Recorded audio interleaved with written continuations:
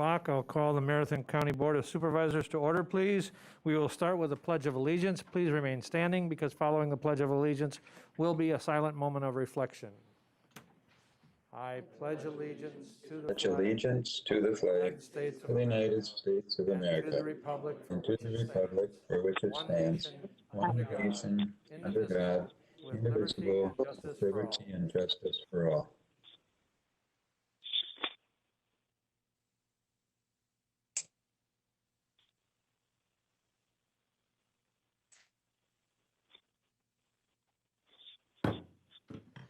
Thank you. Amen. We will have the reading of the notice, please.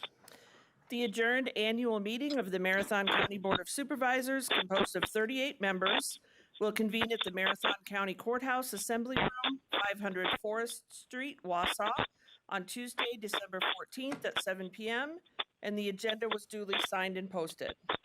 Thank you. And I would like to request everyone put their cell phones and any other electronic devices on silent, please, as to not interrupt the meeting. And I thank you for that. And then I would ask the clerk to call the roll, please. Arstead. Here. Beestrom. Here. Bizotto. Here.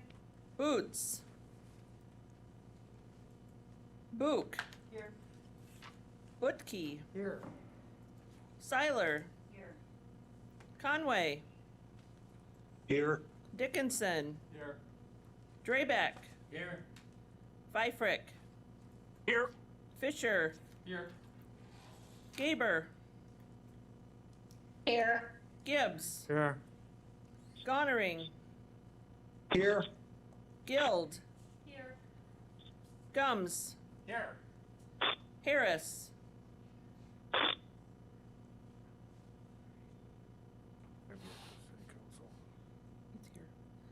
Jacobson. Here.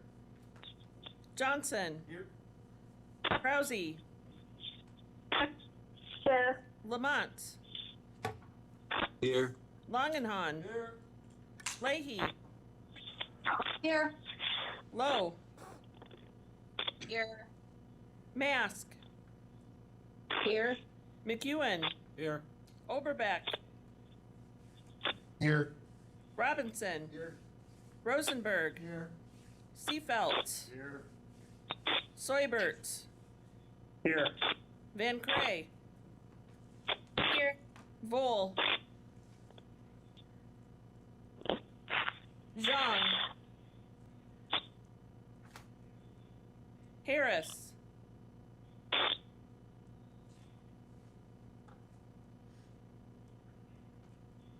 He acknowledged he's here on the WebEx. Vol. And Zhang. Thank you. Thank you, and I would like to welcome all of the visitors that we have with us this evening, along with the viewing audience. We will move on to item number 7, 15-minute public comment, not to exceed, and we had no one address the chair or the clerk to sign up for public comment. And so we will move on to education presentation and/or reports, and we'll start with item number B8, and that's an update on the work of the Rules Review Committee, and we have Vice Chair McEwen. Vice Chair McEwen. Thank you, Mr. Chair. And I just want to thank the board for giving me an opportunity to just update you on the work that the Rules Review Committee has been working on for the past 4 months. Our first committee meeting was on September 16th, and we've had 7 meetings since then. Our next meeting is this Thursday, the 16th at 10 o'clock here in the Assembly Room. So again, everyone's welcomed to attend the meeting. What I want to cover briefly is, as many of you recall, one of the recommendations that we received as part of the Marathon County Board Task Force was to have the Rules Review Committee reach out for additional opportunities to inform and engage board members in the rule process. Today we're seeking to do that in 3 ways. First, I want to go through briefly the rules that we have already asked staff to draft revisions for. Secondly, I want to briefly touch on a couple of topics that we have already indicated we want to discuss. And third, I want to inform you about a survey that you should be receiving tomorrow on one of such topics. We discussed board meetings. The educational meeting we discussed could be a virtual meeting. Voting meetings are in person with specific expectations determined by the board chair, such as inclement weather, emergency or unseen circumstances, or anticipation of lack of quorum. We also discussed the issue about lack of quorums for committees, and we determined that there should be a 15-minute maximum that you should wait from the scheduled time to have a quorum. The other issues we talked about, clarified language on how items can be requested to be placed on a meeting meetings of agendas. We discussed supervisors' roles and responsibilities, speaking outside of meetings, clarified that members should refrain from speaking in a manner or form that indicates they are speaking on behalf of the full board unless authorized. Notify in the event of unable to attend meetings. We were requesting that if you cannot attend a meeting, that you notify the chair of the body and the clerk, county clerk, no less than 2 business days prior to the meeting. Also, if you plan on attending a meeting that you're not a member of the committee, we ask that you notify the chair of that committee to make sure that we don't have a quorum issue with other members if they wish to attend the meeting. Public comment, we discussed that. At board meetings, topics must be germane to the item on the agenda for the public comment. We removed the requirements that individuals provide their address, simply must provide name and municipality of residence.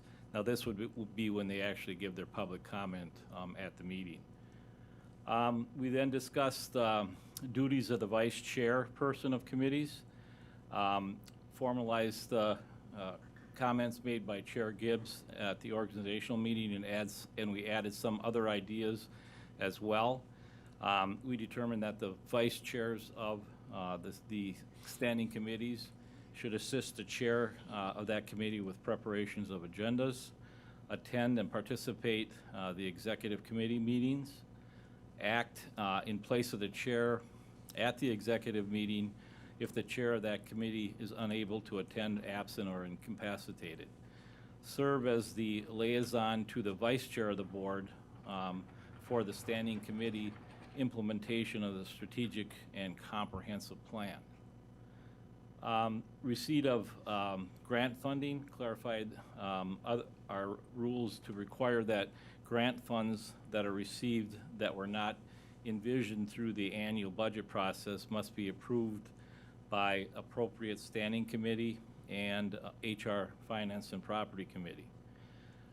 We discussed the elimination of the Capital Improvements Committee, consistent with the temporary action taken in this term. The CIP Committee is discontinued, and oversight moves to HR, Finance, and Property Committee. Position reclassification, clarified the process for position reclassification based on whether a budget transfer was required. The other items that we are going to be looking at in the future is establishing a rule relevant to standing committee meeting times. And the point of the rule would be to allow the clerk's office to take over agendas and minutes responsibilities for all standing committees except for ERC, which is in line with the state statute and greatly improves consistency and limits potentials for errors with notice. It would also reduce costs associated with court security, having to staff after normal business hours.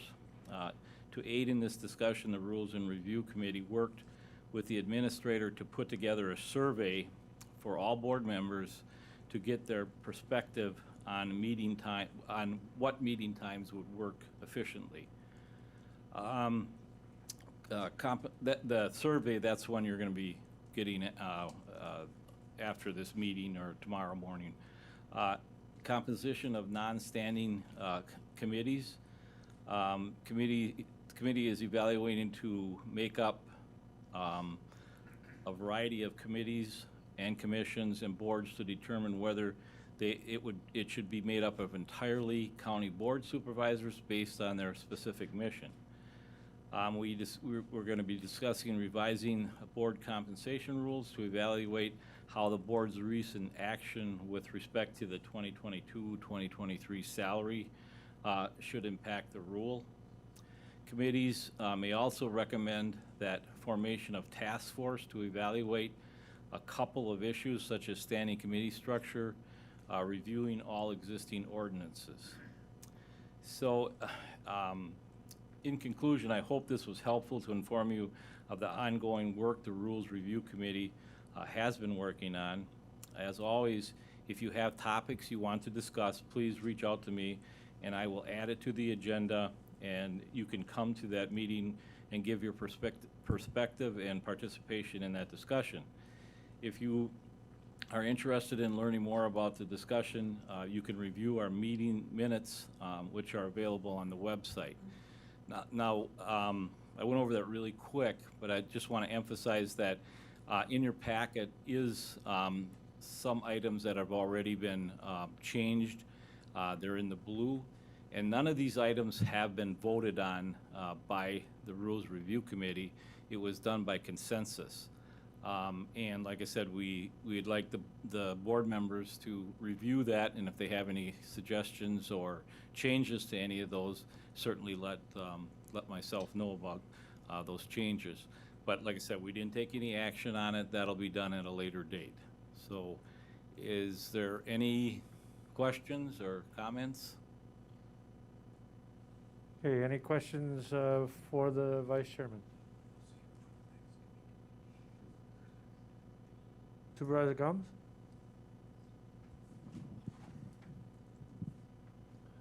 I guess I'm kind of interested in outside of meetings and how a county board supervisor do you say this is my opinion and not the how do you address I'm talking about number 8B. Yes. So that we don't. This was brought up by one of the supervisors wanted clarification on the committee that they were on as far as how they could reach out to the public to let them know what their particular committees were dealing with. And it was determined after the discussion, we did have quite lengthy discussion on this, that we didn't feel the Rules Review Committee should try to come up with some type of rule or clarification on that. However, that it was mentioned by several of the task force members that this is something that maybe should be turned over to a task force, because I do believe that just not this particular committee probably would be interested in how they could reach out, to the public without the public feeling that that they are actually representing the whole county board. So it's still not clear. Like I said, I think it's going to take a lot more discussion than we have at Rules Review to do that. Supervisor Gomes, go ahead. Mr. Chair, thanks again. Is this sort of from when that reporter called the late Supervisor Schley, and is this sort of what has kicked this off, you think, or just? I'll comment on it. No, it has to do with, some supervisors wanted to have websites and to inform their constituents in their districts. And so the question became, do we have an information policy as far as what information they can put on there and how they can present that, so that they're not presenting, in fact, on behalf of the county board if that position hasn't been taken by the county board. So we're just looking for some clarification and trying to move forward on that, so. Thank you. Any other questions? Supervisor Bizzotto. Supervisor Bizzotto, go ahead. Thanks, Chair Gibbs. I thought I heard Co-Chair McEwen say that they were removing the requirement to provide an address if a person wanted to give public comment. And I just wanted some clarification because I'm looking at page 3, I'm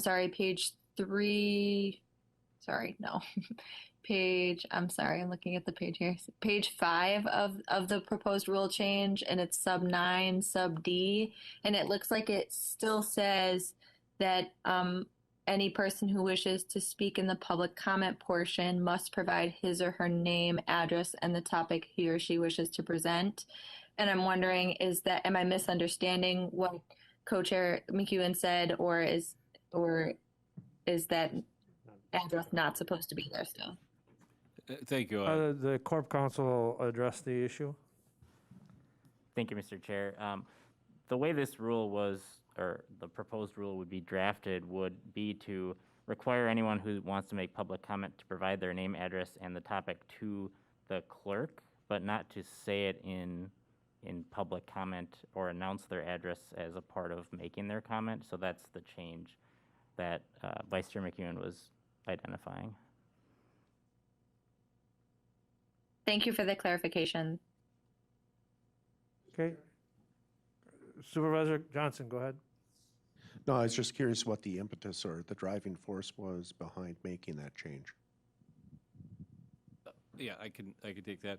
I actually had a couple citizen members contact me and said that they don't mind giving their name and address and phone number to the chair or to the clerk, but they felt when they were doing it in public, they were worried about their safety as far as somebody knowing where they live and possibly retaliating against them, and it was several women that had contacted me about that, and I did ask them. They weren't threatened, but they just felt uncomfortable doing that, giving addresses out to the public. So I actually brought that to the committee from concerns I had from citizens. Thank you. And they're still required to provide the municipality, just not their physical home address. Other questions? Supervisor Langenhan, go ahead. Thank you, Mr. Chair. This isn't a question, but a quick comment. Vice Chair McEwen did an excellent job summing up the work that the Rules Review Committee has done thus far. I'm a member of the Rules Review Committee. I do want to go back to a point he made earlier, though, which is on the survey with the county board committee meeting times. Please fill that out. Please take the time to fill that out. That's something that's might impact each and every one of you, so take the time to do that. In addition to that, in our discussions, we realized that during the county board task force or size task force this past year in collecting information, one of the feedback items that we got was that the Rules Review Committee didn't do a whole lot of engagement with their fellow board members when creating the new set of rules for the upcoming term. So this is your opportunity. Please take advantage of it. Thank you. Okay, other questions or comments? Supervisor Johnson, go ahead. Thank you, Mr. Chair. Page 2, item 3, sub B. The change in the referring items to or getting items on the agenda when not coming out of a standing committee adds 60 days to the process. Instead of shall be placed on the agenda, shall be placed on the agenda within 60 days. I'm just curious again, what's behind that change and what purpose does that serve? Thank you. Corp Counsel will address that. Certainly. The 60-day, within 60-day language is in the current rule, so the intent of that change was not to add additional time to get items on the county board agenda. This change actually coincides with a change to Rule 17, which I would, I guess, refer to as the 2-supervisor rule, which talks about 2 or more supervisors being able to bring an item before the county board.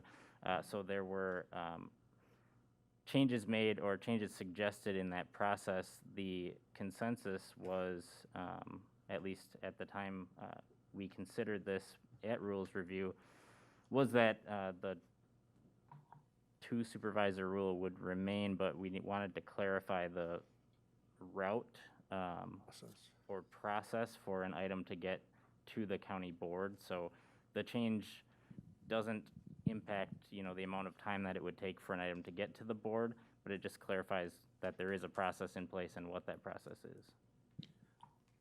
Follow up on that. Go ahead. I see it a little bit differently. Right now, the chair does have 60 days to assign it to a committee. That is the practice now, if I'm correct. This puts an additional 60 days on if after that standing committee rejects it and two or more supervisors request it to be on the agenda, it inserts another 60 days, which is not currently there. So that's what I'm asking about. So you could be looking at a total of 4 months easily, or more before those items can get there. So there is an additional 60 days. It's not a continuation of current practice. And if I'm wrong, tell me I'm wrong. I mean, but it looks like we're adding 60 days that weren't there before. Thank you. And just to speak to that a bit, I think you're referring to the last line of that proposed rule, and that would indeed, that does add an additional 60-day time limit. I think reason behind that was so that a referral had to be made within a specific period of time. If there's not a time frame listed there, then theoretically a county board chairperson could not put an item on the county board agenda at all. So the 60 days, I think, was chosen just to put a time frame in the rule. Okay, to clarify, to make it more efficient, then it should say they have 60 days to make the request, not on the other end, because then you're going to give them that time limit.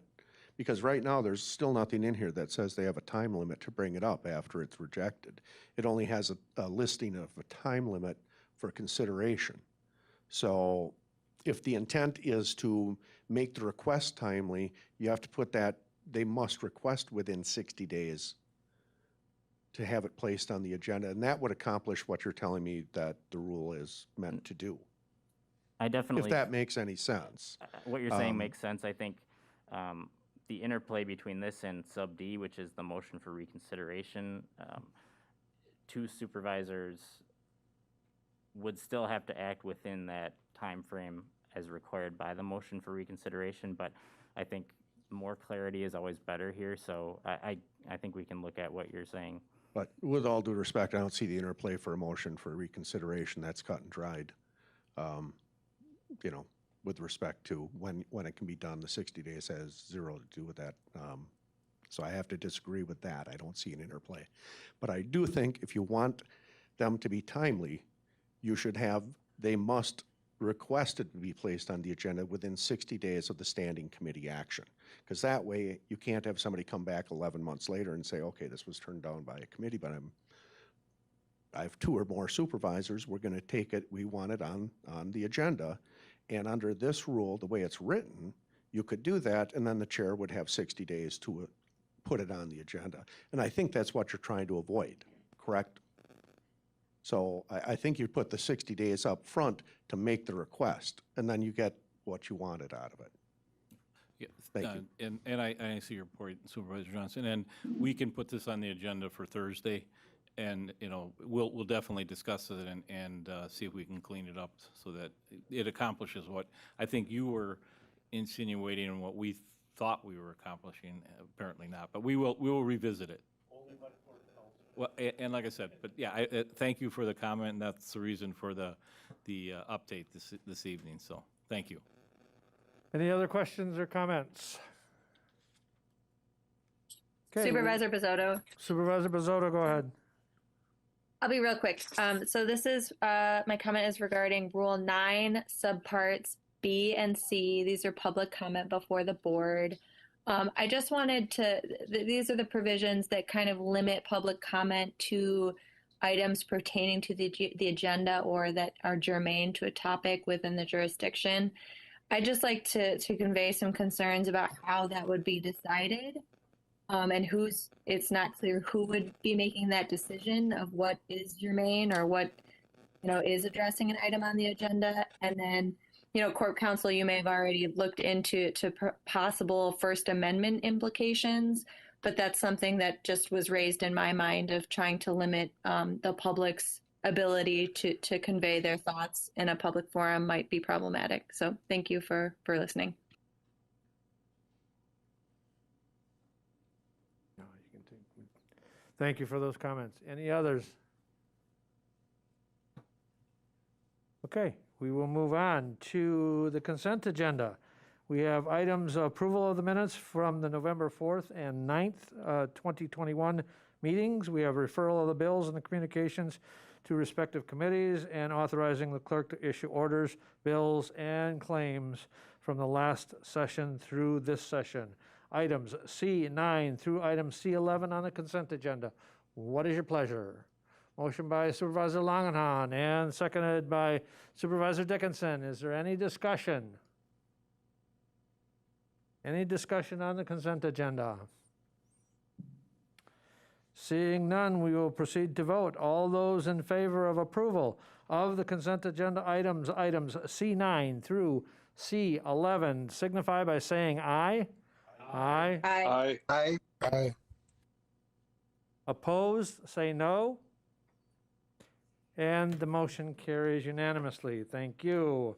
And we will move on to item D, and that is appointments. Item D12, Veterans Service Commission.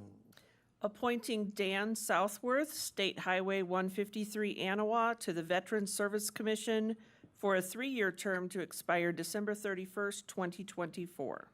What is the board's pleasure? Motion by Supervisor Seiler, second by Supervisor Rosenberg. Is there any discussion? Any discussion? Seeing none, we will proceed to vote. All those in favor of approval of the Veterans Service Commission appointment, Mr. Dan Southworth, signify by saying aye. Aye. Aye. Aye. Opposed, say no. Motion carries and is unanimous. Thank you. We will move on to item D13, appointments, Library Board.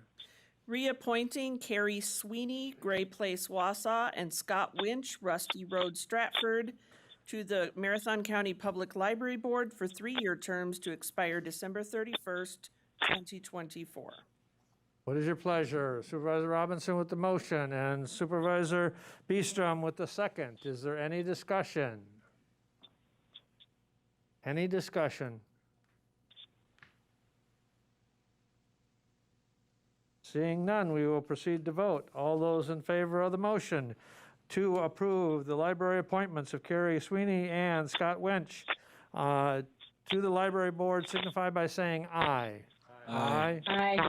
Aye. Aye. Opposed, say no.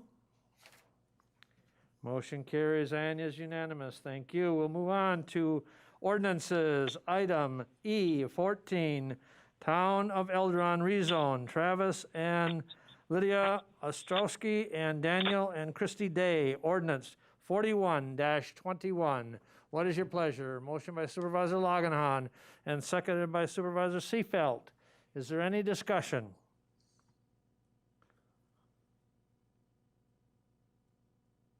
Any discussion? Seeing none, we will proceed to vote. Item on the Town of Eldron rezone. Travis and Lydia Ostrowski and Daniel and Christy Day. Ordinance 41-21. All in favor of the motion to approve signify by saying aye. Aye. Aye. Aye. Opposed, say no. Motion is carried and is unanimous. Thank you. We'll move on to item E15, the Town of Hewitt rezone. Kim Polly, ordinance 42-21. What is your pleasure? Motion by Supervisor Gums and second by Supervisor Butke. Is there any discussion?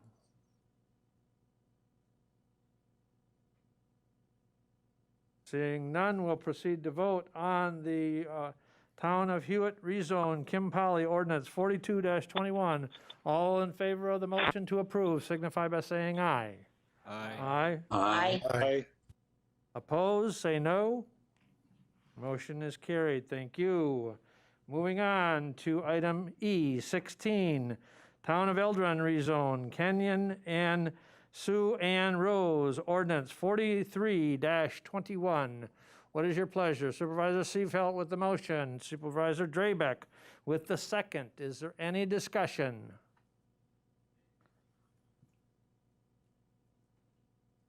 Any discussion?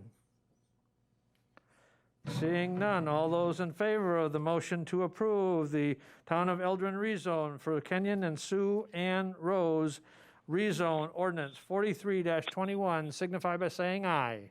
Aye. Aye. Aye. Aye. Opposed? No.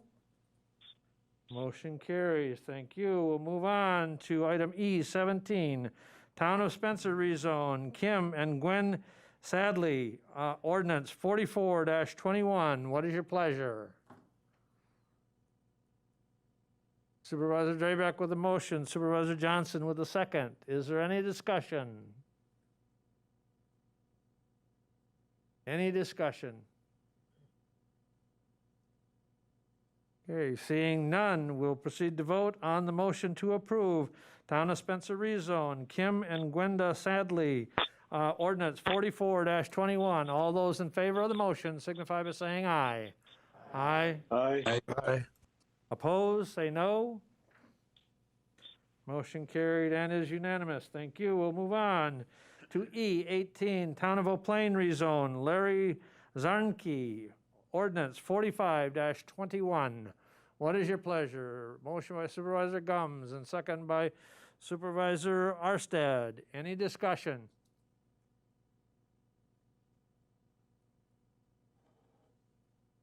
Any discussion? Seeing none, we'll proceed to vote on the motion to approve the Town of Eau Plaine rezone Larry Zarnke, ordinance 45-21. All in favor of that motion signify by saying aye. Aye. Aye. Opposed, say no. Motion is carried and is unanimous. We'll move on to item E, 19, ordinance repealing and replacing section 3.01 through section 3.16 of the Marathon County General Code to update the Marathon County's Procurement Code, ordinance 46-21, and we have Corp Counsel to address those changes on the Procurement Code. Thank you, Mr. Chair. So a little bit of background on this. Wisconsin statute section 5952 sub 9 allows this board to establish the manner and procedure under which purchases should be made by Marathon County and its departments and associated bodies.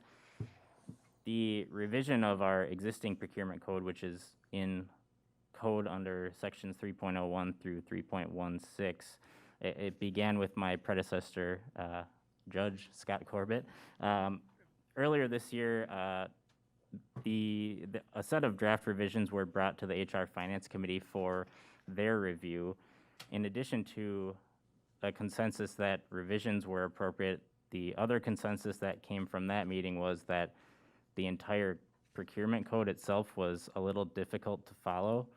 Maybe a little is an understatement, but one of the other ideas was to take the opportunity to consider a redraft of the code, not to change the content, but to update the process and make it clearer for department heads and purchasing agents to follow. So the recreated procurement code is in the packet.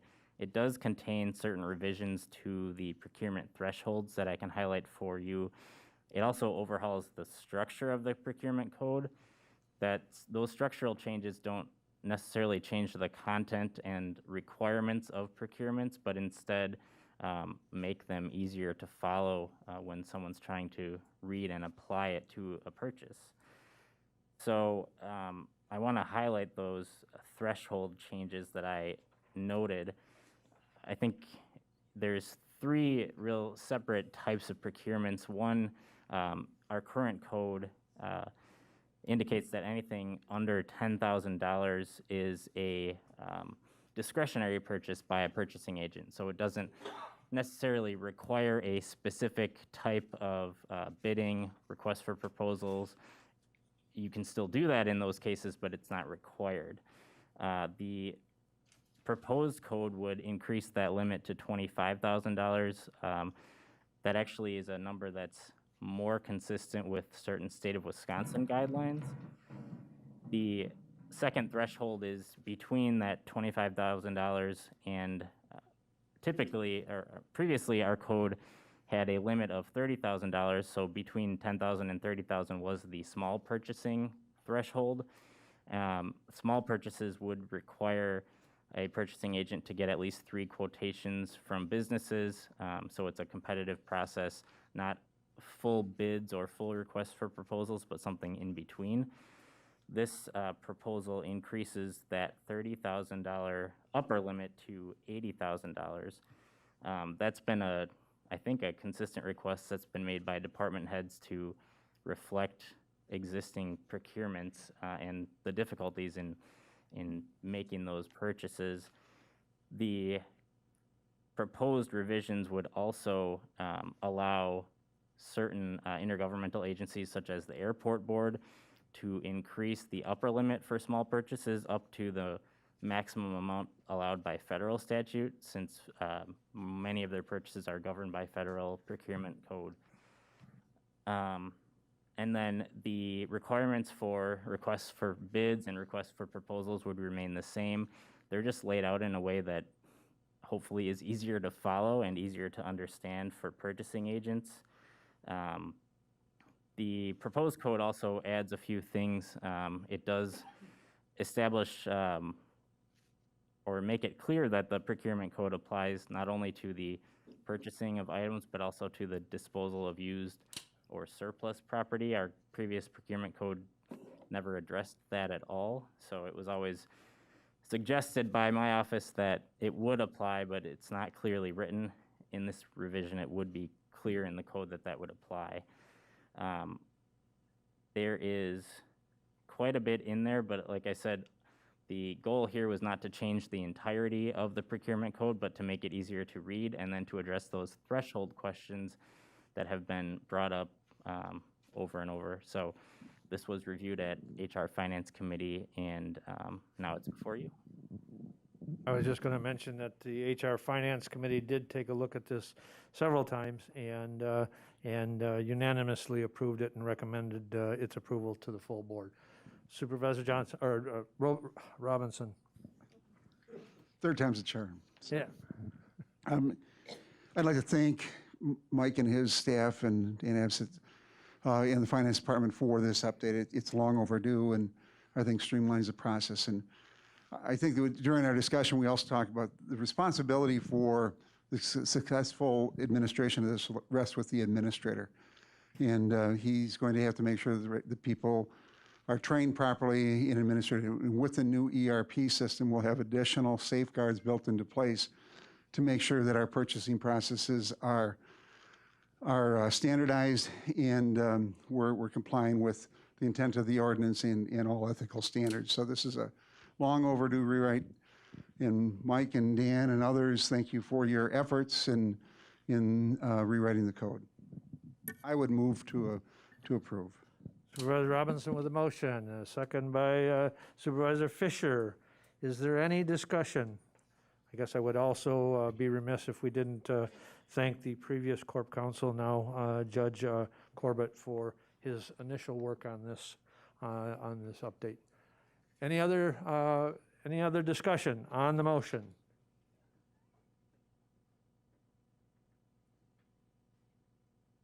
Seeing none, we'll proceed to vote on the motion to approve repealing and replacing Section 3.01 through 3.16 of the Marathon County General Code to update the Marathon County's Procurement Code Ordinance 046-21. All those in favor of the motion to approve signify by saying aye. Aye. Aye. Aye. Opposed, say no. Motion carries and is unanimous. Thank you. We will move on to resolutions. Item F, Forestry, Recreation Committee, and Environmental Resources Committee, under F20, is to approve the annual County Forest Work Plan, Resolution 82-21. What is your pleasure? Motion by Supervisor Seefeld and second by Supervisor Rosenberg.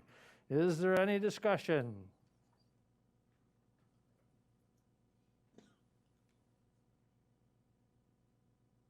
Seeing none, we'll proceed to vote on the approval of the annual County Forest Work Plan, Resolution 82-21. All those in favor of the motion to approve signify by saying aye. Aye. Aye. Aye. Opposed, say no. Motion's carried. Thank you. And we will move on to item F21, application for County Forest Acreage Share Loan Payment, Resolution 83-21. Motion by Supervisor Langenhan and seconded by Supervisor Johnson. Is there any discussion? Any discussion?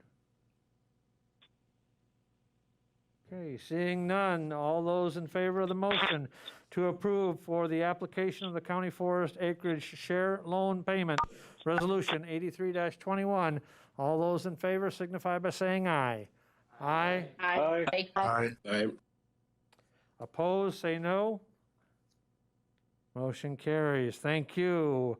We will move on to item G, Transportation Coordinating Committee and Health and Human Services Committee.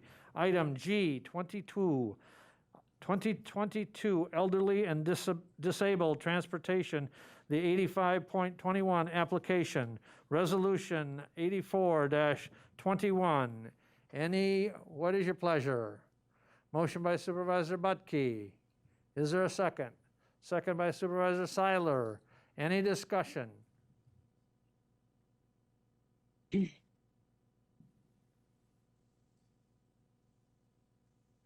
Was there someone on WebEx that had a question? Supervisor Gums? Go ahead, Supervisor Gums.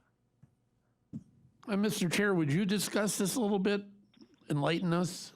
I would indulge Mr. Mack, who is the chair of the Transportation Coordinating Committee, or staff for Transportation Coordinating Committee, to give us a little bit of background, a little bit of information on this. Thank you, Mr. Chair. I can answer a question. Do you want me to just give you an update on what this is all about? This is an annual grant application that we must submit to the Department of Transportation in order for us to receive the funds to provide the elderly and disabled transportation programs that we have in the county. Literally, this is a grant application process that's created in state statute, and one of the reasons why we're here today with this at the board level is that it needs to be passed by the full board in order to send it to the state for us to receive the funds. So again, It's easier if I could answer questions, I think. This is an annual requirement that the board take up this request to continue to provide the transportation that we do. That transportation is the vans that we have for the elderly and the disabled in the county. Right, thank you. Any other discussion? Any other questions? Okay, seeing none, we will move on to vote on the item G22, the 2022 Elderly and Disabled Transportation, the 85-21 application, Resolution 84-21. All those in favor of the motion to approve signify by saying aye. Aye. Aye. Aye. Opposed, say no. The motion is carried. Thank you. And we will move on to Human Resources, Finance and Property Committee, item H23, tentative agreements for 2022 through 2024, salary and benefits for sheriffs, lieutenants, resolution 85-21. What is your pleasure? Motion by Vice Chair McKeown and seconded by Supervisor Jacobson. Is there any discussion? Any discussion?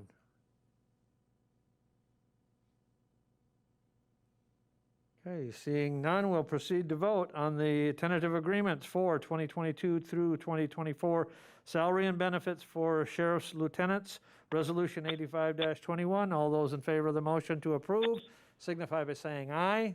Aye. Aye. Aye. Opposed, say no. Motion carried and is unanimous. We'll move on to item H24, tentative agreement for 2022 through 2024 collective bargaining agreement between Marathon County and the Deputy Sheriff's Association, Resolution 86-21. Supervisor Langenhan with the motion, Supervisor Johnson with the second. Is there any discussion?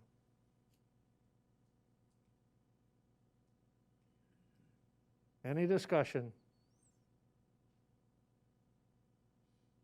Seeing none, we'll proceed to vote on the tentative agreement for 2022 through 2024 collective bargaining agreement between Marathon County and the Deputy Sheriff's Association, Resolution 86-21. All those in favor of the motion to approve signify by saying aye. Aye. Aye. Aye. Opposed, say no. Motion is carried. Thank you. We'll move on to item H25, a resolution to amend the 2021 CIP for courtroom and jail audio and video enhancement, Resolution 87-21. What is your pleasure? Motion by Supervisor Mask. Robinson and seconded by Supervisor Mask. Is there any discussion?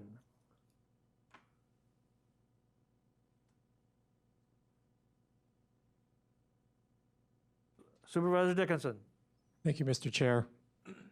The only question I have is, we have this ARPA money that we're using for this, but we've not decided on any other ARPA money. And so without having a list of where that $26 million is going to go, it seems like we're making a decision on this kind of ahead of all of that. So I was wondering what the thought process was behind that. And I will invite the chair of the HR Finance Committee, Supervisor Robinson, to address those questions, because the HR Finance Committee is doing a lot of work on where and how much we're going to allocate to each of the appropriate buckets that the funding is allowed to be utilized on. You're right. We are sort of starting the process with this. For a couple of reasons. One, it's timely, and we wanted it to beat some price increases that were potential price increases associated with the procurement of the equipment. We actually lumped this into the public safety bucket. There are a number of buckets that are created under the American Rescue Plan Act, including public safety, and that public safety has improvements to facilities that would, jails and other facilities, 1.7 in the criteria, and we felt as if this would fit in there. But where are we in the process? We've had, as you know, the 3 public hearings. We continue to solicit comments. We're in the process of trying to identify what buckets we want to create, and they would follow the federal guidelines. But one of the factors is the lost revenue, or the lost revenue, which basically takes the any lost revenue that we have, it takes us out of some of the criteria that the feds impose. We would like to try to honor as much of the federal guidelines as possible, but you may have dollars where there's more discretion on where you can. For instance, you have public safety, you have impacts to local businesses and individuals, you have infrastructure, which includes broadband, sewer, water, but not roads. You have a number of other categories that lost revenue. So we're hoping to have a special meeting in early January to develop a plan, and we're looking at what portion do we allocate for year 1, year 2, and year 3. We have to commit the dollars by December 31st of 2024 and spend them by December 31st of 2026. But this was a project that had been in the works for a long time. It is a facility improvement that ultimately could save us money, but certainly reduce the exposure from a public health and safety perspective. and we felt as if it was meritorious of being advanced in advance of the final recommendations. We will be bringing a plan to you that will probably spell out, these are the buckets, this is what we think should be spent in year one. One of those discussions will be where will we go with broadband.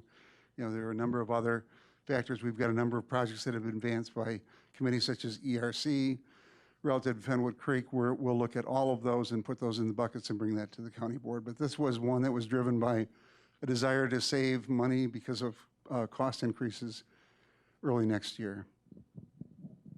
The other thing that this does is provides, you know, right now, because of the pandemic, we've utilized video conferencing where we can. However, one of the extreme challenges is the audio on some of that interplay with the court system.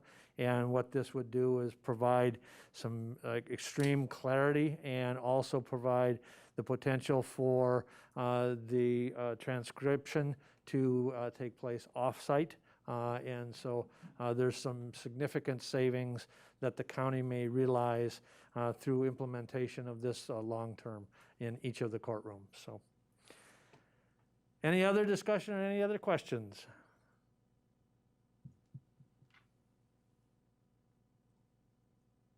Okay, this does require a 2/3 majority vote. All those in favor of the resolution to amend the 2021 CIP for courtroom and jail audio and video enhancements, Resolution 87-21, those in favor of that motion signify by saying aye. Aye. Aye. Aye.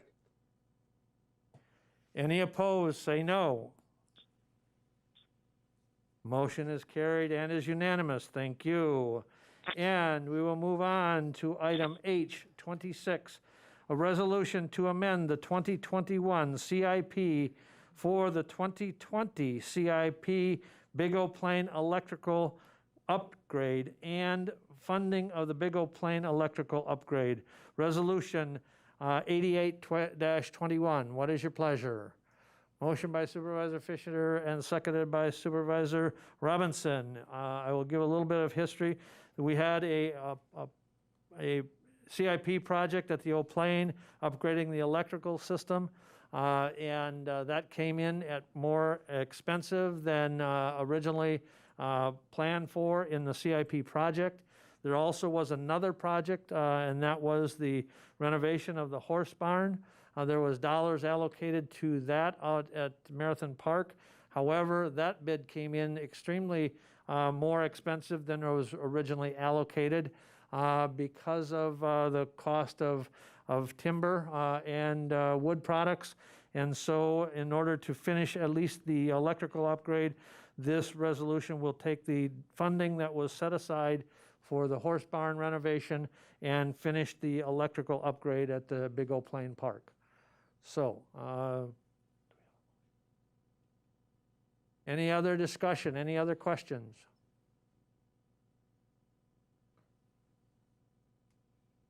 Okay, seeing none. This also requires a 2/3 majority vote.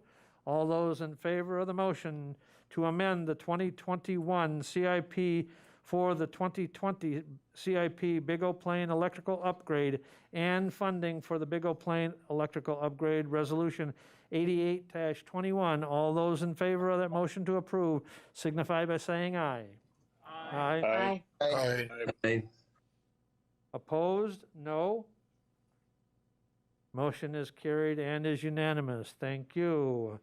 We will move on to item I from the Executive Committee, authorizing Marathon County to enter into the settlement agreement with Mckesson Corporation, Cardinal Health, Inc., Amerisource Bergen Corporation, Johnson & Johnson, Jensen Pharmaceuticals, Inc., Ortho McNeil, Jensen Pharmaceuticals, Inc., and Jensen Pharmaceuticals, Inc. agree to the terms of the MOU, allocating settlement proceeds and authorizing entry into the MOU with the Attorney General. Resolution 89-21. What is your pleasure? Motion by Supervisor Langenhahn and seconded by Vice Chair McEwen. Any questions on the resolution? There's a lot of agreements in here. What this is, if the board remembers, several years ago, Marathon County was authorized to enter into litigation with the pharmaceuticals over the opioid crisis.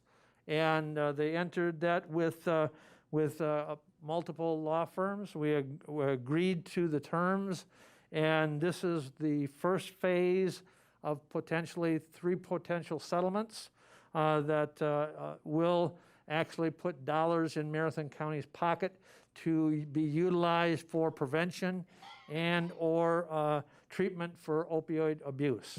And again, it is a huge stain on our society where we have people that are losing their lives, and hopefully we can utilize these funds to improve the lives and provide treatment and prevention for people in the future of the opioid abuse crisis.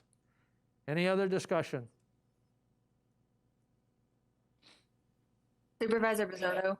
Supervisor Bozotto, go ahead.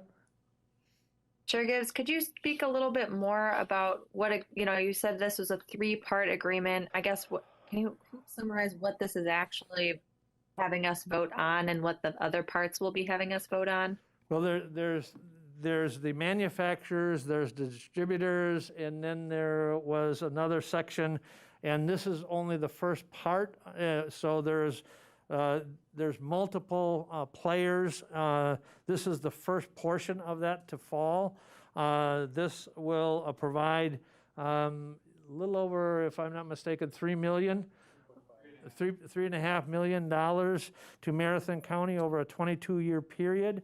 It does authorize 20%, up to 20% of those dollars to be set aside to pay what was agreed to by this board earlier to pay the attorney's fees. Now, the agreement that the board agreed to initially was 25%. In talking to Aaron Dickinson, the agreement they're soliciting as much funds from the national settlement for lawyers, the funds set aside for the legal fees out of there, and they're lowered the amount out of the cash settlement that the county will receive to 20%. The hope is, and they've also got their expenses reimbursed from the legal fund at the national. So they're going to we're going to set aside up to 20%.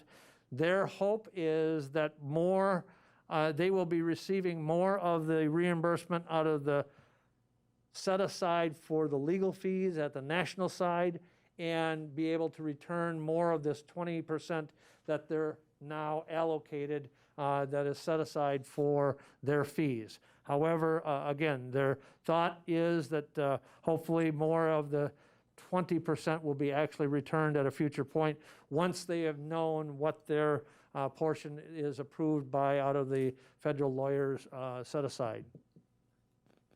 Supervisor Johnson. Thank you, Mr. Chair.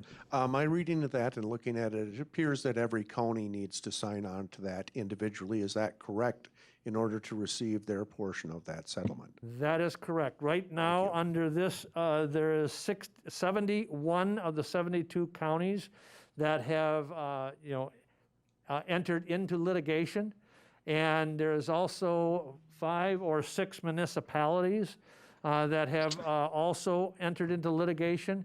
If you remember, earlier this year, the legislature took legal action that limited any future litigation to exactly who was involved in this litigation. So in order to receive the maximum of these funds, all 71 of the counties and all of the municipalities, the 5 or 6 municipalities that are involved in that litigation, have to agree to this settlement to actually effectuate the maximum amount of dollars coming back to the county. In the discussion that was had with the attorneys on Friday, they have no doubts that all 71 of the counties will be at that point it has to be by January 2nd of 2022 to effectuate the maximum payment. And they're confident that by that date, we'll have all 71 counties along with all the municipalities signed on to the agreement and executed to receive the maximum funding. Any other questions or discussion? Again, this sets aside these funds into a separate account that must be used in accordance with the settlement terms, which is opioid prevention, education, and treatment. So, any other discussion?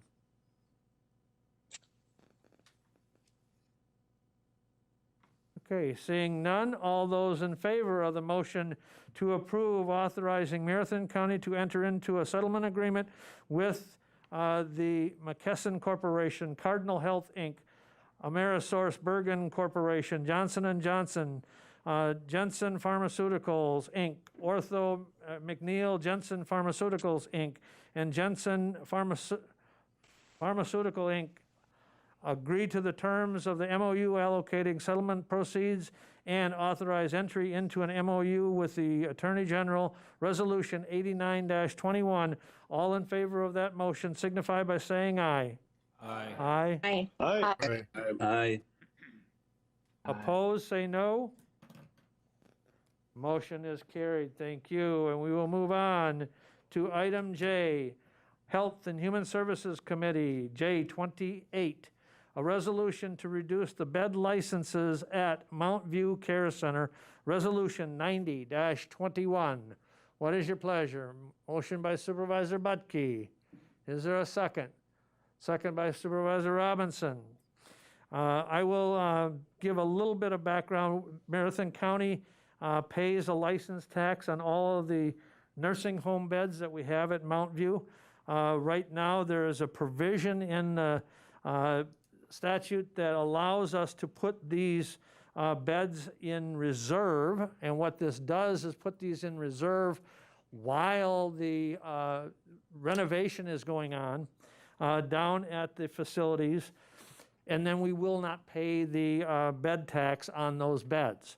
It does not eliminate those beds at this point.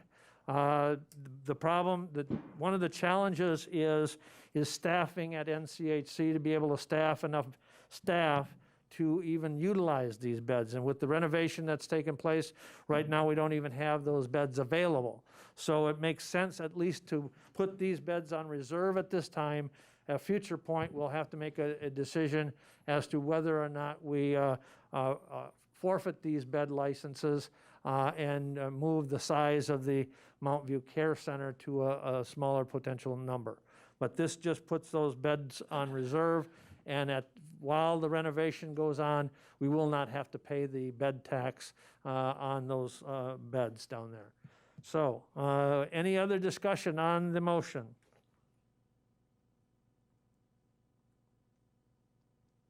Okay, seeing none, we will proceed to vote on the resolution on reduction of the bed licenses at Mount View Care Center, Resolution 90-21. All those in favor of that motion to approve signify by saying aye.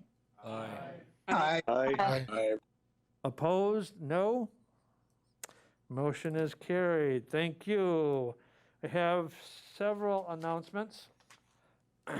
First off, it's been brought to my attention that some supervisors have been using their personal email addresses to conduct county official business. I just want those supervisors to please be aware that if you do that, you are ultimately responsible as a custodian of those records, of those emails, that you must have those available if there's an open records request for up to 7 years. I just want everybody to be aware. It doesn't prohibit it, but the county official email address that is provided to you assists you in keeping those records for the statute required period of time. And so just be aware that if you're going to utilize a different communication record or communications of unofficial business of county record, that it is ultimately your responsibility. I'd also like to announce that we received 2 thank you cards. The thank you card to the board on behalf of Supervisor Sly's wife, Pat Sly, and thanking the board for the bouquet, and also from Supervisor Robinson, and thanking the supervisors for the arrangement that was sent at his mother's passing. With that, there any other announcements? We need signatures from HR, Finance, Environmental Resources, Transportation Coordinating Committee, Health and Human Services, and the Executive Committee, and Forestry Committee. And Kim has an announcement. We are fast approaching the deadline for declaration of non-candidacy forms to be turned in. If you are choosing not to run for office in the upcoming election, that form must be turned in to me by 5 p.m. on Friday, December 24th, which is Christmas Eve. Just so you're aware, the courthouse is closed on the 23rd and the 24th. So if you make a last-minute decision that you don't want to run for county board, you may have to take a trip over to Minnesota to hunt me down. However, you can email that to me on the 23rd or 24th, as long as it's followed in the mail by a hard copy, postmarked by the 24th. Deadline for signatures, declaration of candidacy, campaign finance registration statement is January 4th at 5 o'clock. So if you do not have a packet yet and you would like one, please let me know. I have a couple here. I do also have some non-candidacy forms if you'd like one of those. The declaration of candidacy must be notarized. Anyone in my office is able to notarize that for you. So if you have any questions, let me know. Thank you. Supervisor Langenhan. Thank you, Mr. Chair. Mr. Chair, it's one of my favorite times of the year. It's when the ERC takes a look at the county's animal waste ordinance for proposed changes. For especially the rural supervisors who may be getting questions on this, we will be having a public hearing on January 4th at 3 p.m. in the courthouse assembly room. I myself have gotten a number of calls already on some of the proposed changes, so if you'd like more information, please stop in. We've done our best to have as much citizen engagement in this process as possible. We had 2 information meetings on the 6th and the 7th, as well as talking about it at our regular ERC meetings. So thank you for your time, Mr. Chair. Thank you. Any other announcements and or requests? Seeing no others, I would like to express from the chair a extreme happy holidays to not only all the supervisors, but all the staff, all of the constituents, all of the visiting and tuned in individuals that have tuned in to this meeting. And so with that, we are down to item 30. What is your pleasure? Motion by Supervisor Gums and seconded by Supervisor Rosenberg to adjourn. Is there any discussion? Seeing none, all those in favor of adjournment signify by saying aye. Aye. Aye. Aye. Opposed? Christmas. No? Thank you very much, and everyone have an extreme happy holidays. And a Merry Christmas.